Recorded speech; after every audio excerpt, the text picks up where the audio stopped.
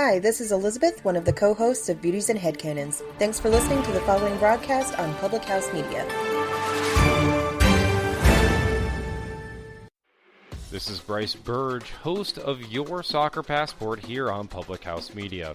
After this episode, come join us on a trip around the soccer world as we discuss club and country every Tuesday. Stamp your soccer passport by subscribing on Spotify, iTunes, or wherever you get your Public House Media podcasts. And thanks again for checking out the following broadcast on Public House Media. Last time on the Greg and Dave Show. America just declared Taco Bell its favorite American. I don't know why I said American, because it's Mexican. Right there in front of me. I'm going to try that again. It's time for the Greg and Dave Show. We do have a studio audience here at the Greg and Dave Show. We do. Put them behind a wall and ask them to be quiet. Featuring Dontae Hill. The adorable little Peter's running around. And David Bobke. I want to make sure I'm dating the right one. Bravely bringing you the stories of the strange. We all applaud Sweden for sticking with training with train face. It was very sensual. It wasn't as great as Cover. Were you high? Now sit back and enjoy the show. And we don't need to say any more about how unpleasant that is. Good morning, afternoon, or it's maybe your time for your late night Taco Bell snack. Regardless, we are here and we are the Greg and Dave Show. And now with 15% more Dontae, of course. True. And you are? I am Dave Show. And I am 15% more Dontae. Unfortunately, as you all know, Greg has passed away into a listener of the show and not a speaker on the show. So we hope that he is enjoying listening to this podcast somewhere in his house in the sky. Yes, the Greg has departed from us to WCCX, where he's got a lot of other responsibilities going on. So yeah, check out the radio stuff there. It's pretty awesome. All right. Yeah. Anywho, as usual, we are on Public House Media. You can catch us on the phmedia.com. That's THEPH media.com. In case you don't know how to spell media, you should probably look it up in the dictionary. Okay, we are on Spreaker, iTunes, and Spotify. You can also catch our stuff on YouTube too, right? Sure can. I think we're on Google Play too, or something. Like that. Man, we are on 5 different things. So we all over. Whatever way you prefer to listen, you can check us out. Maybe you're doing the dishes, driving in your car, or you'd like to watch us on YouTube. Whatever, check us out. As we said before, I'm 15% more Dontae, and you are ready for the wacky news that we are here to present to you today. We have 3 great stories, and I'm going to let Dave introduce those to you. That's a good idea, considering I'm the one with the stories open in front of me here. Yeah, because I don't even know what a story is, so this is great. Yeah. Some week we should just show up and, make up 3 stories and then just have people look for them. That's a good idea. And they're going to freak out because they can't. True story. Quick aside before we get going here. My dad, for a brief time, actually wrote an article for a friend's movie zine, fanzine kind of thing, a little local movie publication. It was 10 pages or something. But my dad would write movie reviews about movies that don't actually exist. That's awesome. And he actually got somebody who wrote in and said, "Where can I find that movie? I can't find it anywhere. Not at the video store." Yes. Oh, that's wow. That reminds me of those usually on YouTube, those channels that'll more comedy channels, they'll make a funny trailer for a movie that could be real but not real. I love that. Some of those are amazing. I know. There was probably my favorite of all time, College Humor, did one about kind of imagine Dora the Explorer mixed with Indiana Jones. Oh yeah. And it's from Dora's perspective. So Dora was serious about finding the map, and it was so good. It was probably one of the best ones I've ever seen. That was pretty good. My favorite one, I think, was called Gobstopper. It was Willy Wonka with Christopher Lloyd playing Willy Wonka, and it was a horror movie. Oh, so good. I wanted to see that so bad. Why can't these things be real? Doggone it. Oh well. Sad. We actually have a sad story to start with here. True, 15% more. Can I call you 1-5er? I feel like that's a little CB radio of me. But I like that. Let's keep. Okay. Let's do it. Yeah. all right, 1-5er. Our first story comes from Wisconsin. Isn't that fantastic? That state sounds so familiar. Okay. I'll buy. Yeah, I think you were here once or twice. Yeah. But this first story comes from the Huffington Post, huffingtonpost.com. And they have this little tale from the Wisconsin Humane Society where they rescued 5 squirrels with, and the quote is, hopelessly entangled tails. Aw. Now, 1-5er, how do you feel about squirrels? Are you pro squirrel, anti squirrel, neutral? I am pro squirrel. I have loved squirrels since I was little. Mm-hmm. I remember my first squirrel. I was just at the tender age of 5. I grabbed it by the tail and it bit me. But ever since that day, I knew that squirrel was just playing hard to get, and we would be best friends for the rest of my life. Mm-hmm. I was going to make a joke about grabbing tail and getting bit, but I'm not going to go there. I'm just going to let that one slide. Fair. Well, according to this story, the 5 juvenile gray squirrels are siblings whose tails somehow became entangled last week thanks to the long-stemmed grasses and strips of plastic their mother used as nest material, according to KMSP-TV. Luckily, a Good Samaritan discovered the knot of squirrels and took them to the Wildlife Rehabilitation Center at the Humane Society in Milwaukee. And they've got a little video here. They've got a little picture of the squirrels. Okay. They're zonked out. They're kind of knocked out here from the looks of it. So they got a little little happy juice while they kind of got them untangled here. But that's unfortunate. Mama's trying to do her best. It's probably a single mother squirrel and doing the best she can to provide her little baby squirrels with a nice home. And it ends up tying all their tails together. Where is the father? Where is that father? Yeah, we need some responsible father squirrels out there. We do. Step up, y'all. Mad props to the father squirrels that are in their squirrels' lives, Absolutely. Going home, bringing home the bacon, or the nuts, as the case may be. Yeah. Yeah. That's real. A Facebook post from the rehab center described the, quote, frightened, distressed ball of squirrely energy. That sounds a bit like me in the morning, actually. Same. As, quote, very wiggly and unruly and nippy. No kidding. Because the animals need their tails for balance and warmth, don't we all? They had to be untangled carefully. After rescue workers anesthetized all 5 squirrels, the center said they began unraveling the Gordian knot of tails and nest material. There were some challenges, of course, 1-5er. Rescuers couldn't immediately tell whose tail was whose, and impaired blood flow was causing tissue damage to the tail. Aw. Poor little guys. I mean, I don't get along with squirrels, but, these guys weren't doing anything. I'm okay with these guys, more or less. True. And they finally, looks like they got this, worked out. We see the squirrels all separate in the little picture toward the bottom of the story. After 20 minutes of snipping away, the squirrels were finally separated from each other. And in that photo, some squirrels emerged more, quote-unquote, bushy-tailed than others. The center is monitoring all of them for a few days for any lasting damage to their tails from the too-close encounter. So it looks like all 5 squirrels will be quite all right. Yay. Yay. Happy times.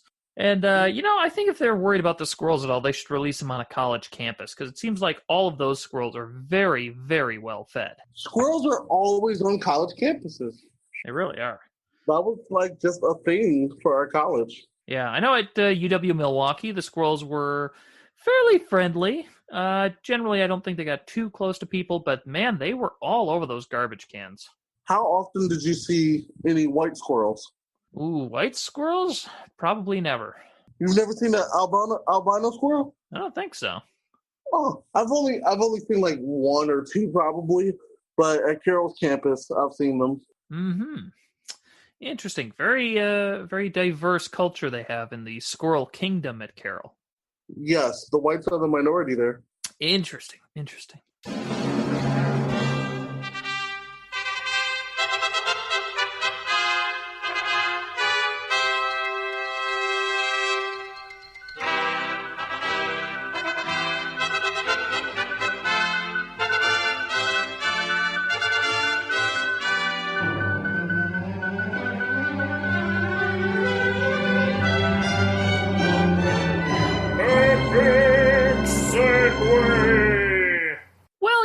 else is in the minority, Dontae? What? I don't know, but I was trying to come up with a clever segue for the next story, and I failed miserably. I thought it was going to be about how the minority is people who don't speak English. Yeah, let's go with that. That sounds good. Okay, Mrs. Bale, you can edit around that, right? No? Okay. Our second story comes from blogammonium.com with one of these bizarre stories. I feel like this is one of those kinds of stories that I hear about every couple years or so. Something very much like this happens, and we still have no answers. Like, these things keep happening, and we never get closer to an answer. It just doesn't make sense. But this story is about a Vietnamese boy who speaks perfect English, but he speaks no Vietnamese. And the trick of this is his family doesn't speak English. Whoa. We have no idea where this kid's getting it from. That's awesome.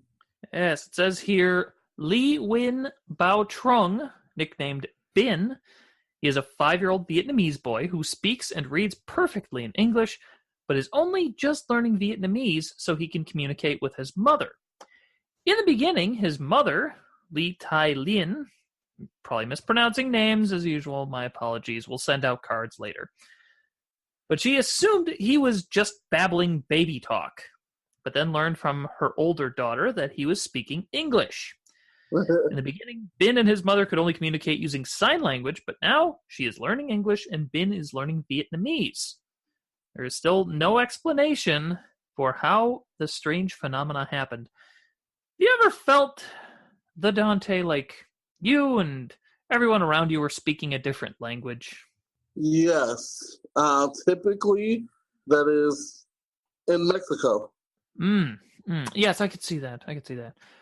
I guess I feel like I'm speaking a different language from most people. Like, when I say that I would like virtually anything in the studio, Mrs. Bale just gives me a strange look, as if I have lobsters crawling out of my ears. Typical Miss Bale. Yeah. Is that right, Mrs. Bale? Yeah. Just staring at me over there. Ooh.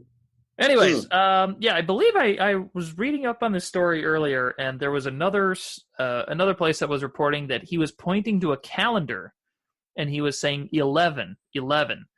And she just thought, oh yeah, he's just babbling or whatever. And the older daughter came along and said, like, no, that 11, it's the 11th month on the calendar that he's pointing to. Wow. And they realized, oh, wow, that's actually English. That's weird. So, yeah, very, very interesting. They've got a video here as well where he's sitting there pointing to things, as, a little kid will, 5-year-olds, pointing, telling you everything that they know. And I don't know, I mentioned before, I've heard of stories like this. Have you heard of stories like this, Dontae? So, I can't obviously see like the video or anything, but I can speak on the fact that assuming it's just the little boy pointing at like words, things of that nature, this is stuff that he probably learns in some type of media, social media maybe, or something of that nature. I don't know. And, as a kid, he probably saw a cartoon and it said the word car or truck or 11, and that stuck in his mind and he knew what it was associated with. So he was able to use that and tell you what it is. I mean, it's still impressive nonetheless. But I guess, I think we know that, like, scientifically they say kids are like sponges and they are really good, especially at language at a younger age, because it just absorbs in and they're just gonna say stuff and it's gonna be awesome. So we definitely hopefully got this kid at a young age. Maybe he'll be a polyglot. Hey, you never know. I mean, kids can absolutely pick up on something very quickly, especially if you say a swear word in front of them. They're on it like that, man. They're all over that. You could try to teach them the basic words like, mama, dada, grandpa, food. But no, you drop a word like and they're going to be on that. They're going to they know it, man. Yeah. That's true. So, yeah, that's an interesting little thing. I'm just looking up because I just remembered another one of these stories where somebody woke up out of a coma, spoke nothing but English when they went into the coma. They come out of the coma speaking Swedish. No idea why. Nobody had any idea, but... Were the nurses Swedish? I don't think so. I mean, I guess maybe they were having conversations and he learned it, but that's really crazy if that's not the case, because I really don't know. Yeah, man, I don't know when we're ever going to be able to solve this sort of thing, because it's, where do you even begin? How do you even start looking for any answers when somebody just has barely been exposed to something and they just get it? But I don't know. I mean, I guess some people do that with other things like sports or, playing chess or something. They start playing, they figure it out in 2 seconds, and they're off and running. Yeah, that's true. I don't know. Very interesting. Do you speak any other languages, Dontae? We're still learning about you here on the Greg and Dave Show, now featuring 15% more Dontae. Yeah, I speak French and actually a little bit of Vietnamese. Any choice words for us?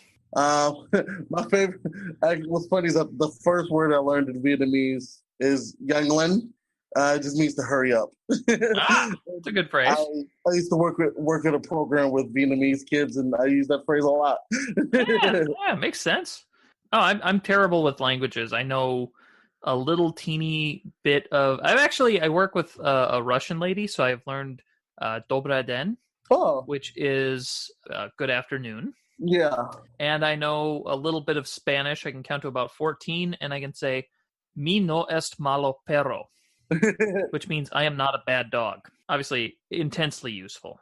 Yeah, I mean, you never want to get caught in a situation where somebody thinks you're a bad dog and you can't let them know that you're not. Yeah, that situation has come up, I don't know. I mean, it hasn't come up a lot. Maybe 2-3 times a week at most.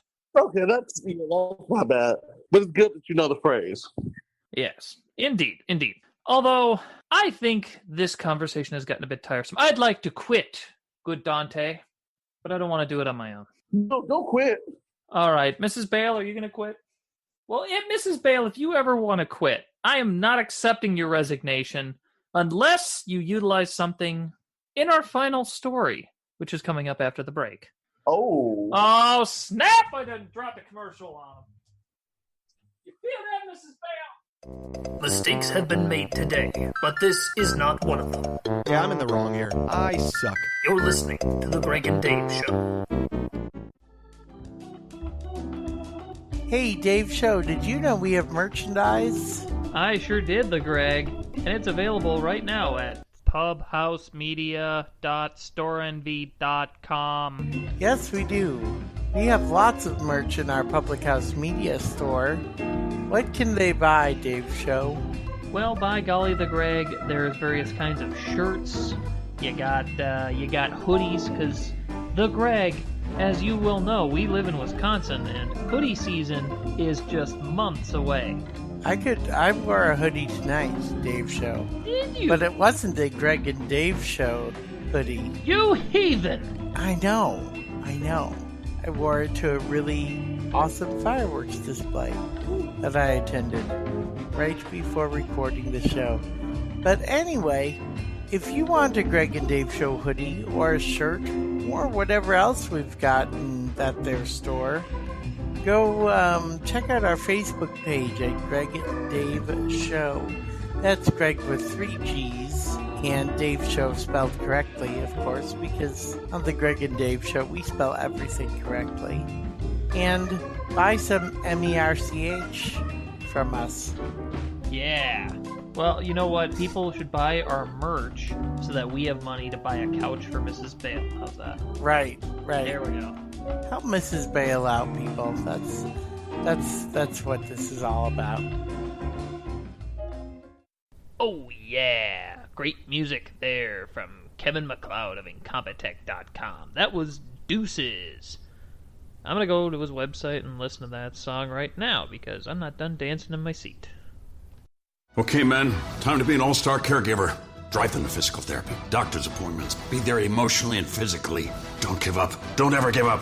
Caregiving is tougher than tough. Find care guides at aarp.org/caregiving. Brought to you by AARP and the Ad Council. And now, the dramatic conclusion of the Greg and Dave Show. It's just like working in a fish market, except you don't have to clean and gut fish all day. And we're back. Woo. Yeah, that was the longest 3 seconds of my life. Glad to be back. Let's talk about the next story. Oh, doing that. You know that thing LeBron James does with the powder, where like slaps his hands together and then he just kind of throws it up in the air or whatever? I just did that. Oh yeah, that's always really cool. Oh, that's a bad idea to do in the studio. Whew. All right. Well, nonetheless, we were talking before about Mrs. Bale potentially trying to get out of here. Bail out, if you would. And because this is from NPR, this last story, so we know this is a good source.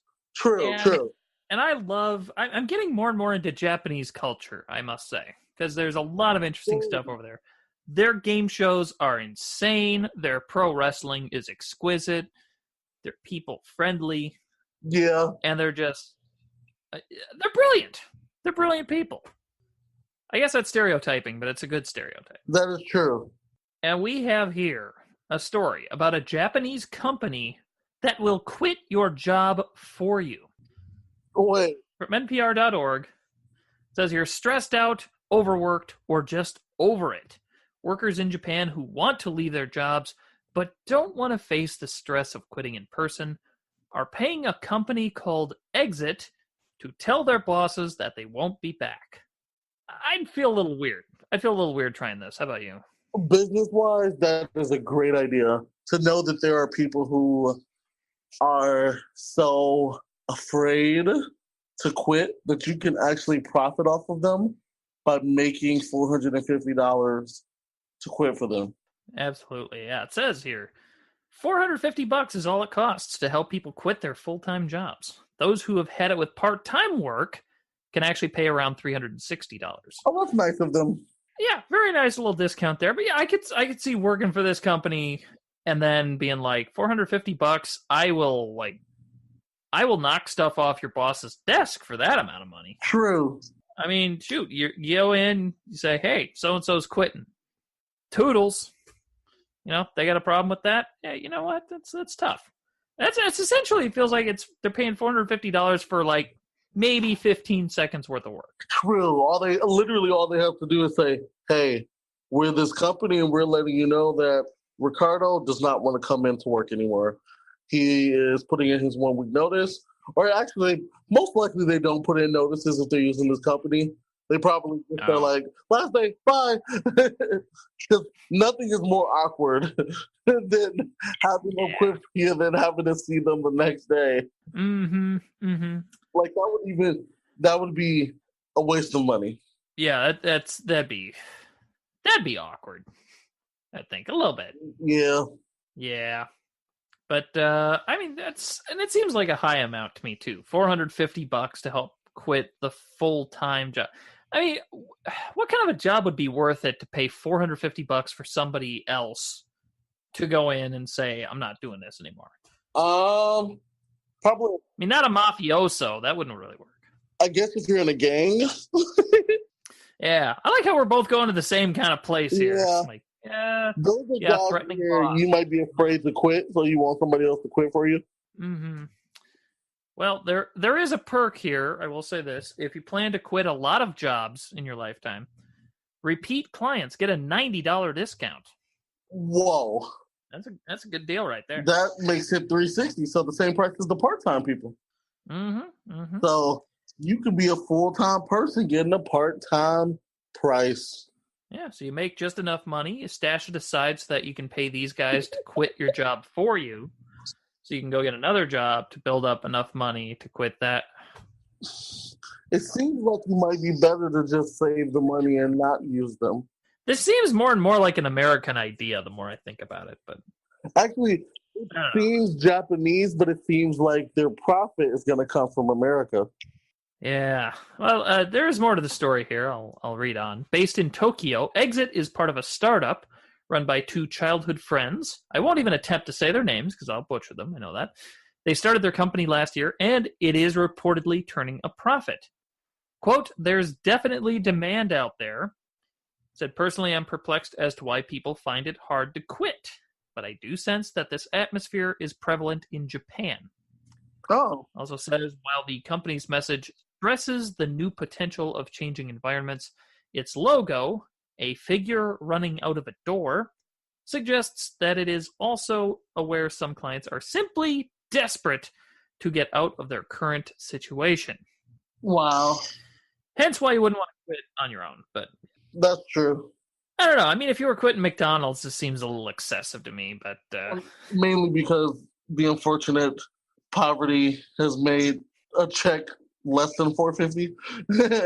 Pretty much. I mean, and I guess if you were going to quit McDonald's, it seems like one of those jobs where you want to make something great happen. Like you take some fries out of the fryers and toss them up in the air, make it rain fries. I feel like unfortunately a job like that, you leave, they probably wouldn't even notice if you didn't come back. Yeah, they probably wouldn't notice if I didn't come back. Yeah, because you don't work there. That's true. That's a good reason, I suppose. It says on its website, Exit lists cases in which it helped clients, many in their 20s and 30s, leaving jobs that ranged from sales and web production to a restaurant chef. Wow. All right, so they're giving us a little bit here. Restaurant chef. We have an idea of their jobs, at least, so they make some good money. Yeah, it says some said they didn't fit in at work, others cited issues with supervisors or a move for personal reasons. Yeah, I don't know. It still seems weird to me. It says the retirement agency says it helped them avoid the anxiety of quitting and block their boss's attempts to get them to stay. Okay, now I get it. Yeah, because yep. Yeah, I could see, I'm beloved everywhere that I work. All 500 jobs that I've had. And I could see every time that I leave, bosses are on their knees groveling. Except for Mrs. Bale. When I told her I was leaving, she was just pointed to where the door was, and yeah. That makes sense. She knew I wasn't serious. I wasn't serious, Mrs. Bale. For the record, it's not serious. So, nonetheless, so there you go. Again, that is Exit is the name, EXIT. Seems like a fine service from a couple swell guys in Japan. If you made enough, would you use this service? I don't think I would. I don't think I could stay at a job long enough to get the sort of ill will towards a boss or fellow employees where this would be practical for me. Okay. How about you? Nah. I'm pretty brave. I don't mind talking and quitting. Mm-hmm. Yeah. Well, there we are, Mrs. Bale.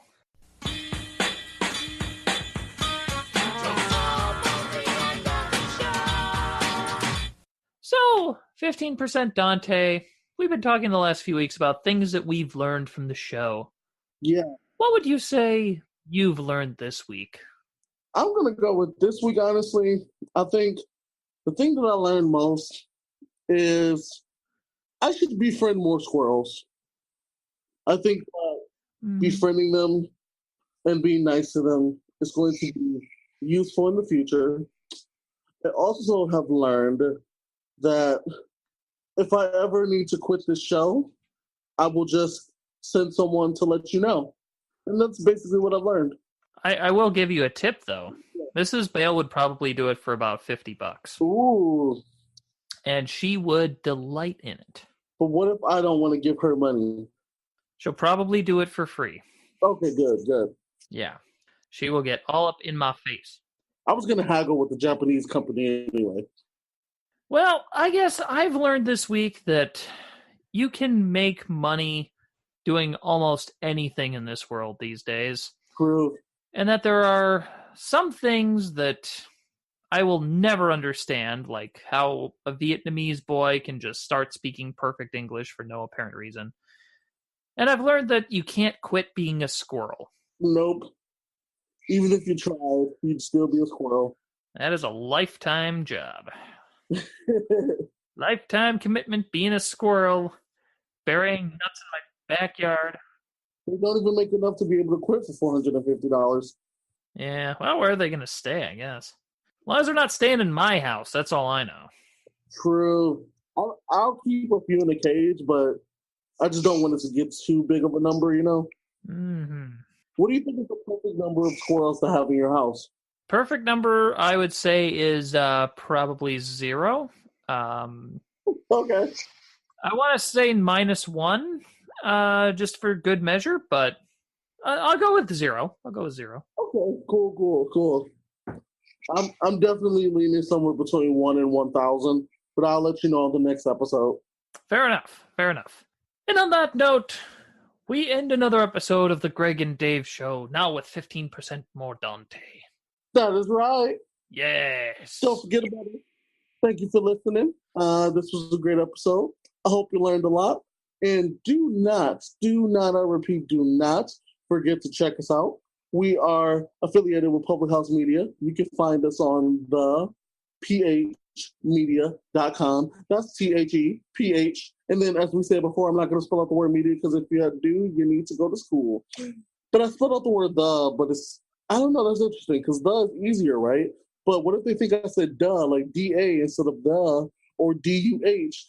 Anyway, make sure you check us out on the phmedia.com. We're also on Spreaker, iTunes, Spotify, YouTube, and I think we have another channel. I forgot the name of that service, but we got another channel. Check us out there. Yeah, somewhere. I am 15% more Dontae. And I am Dave Show, and I'm going to give a shout out to my friend Pete, who just became a dad again. Just found that out. Whoa! Yay! Woo!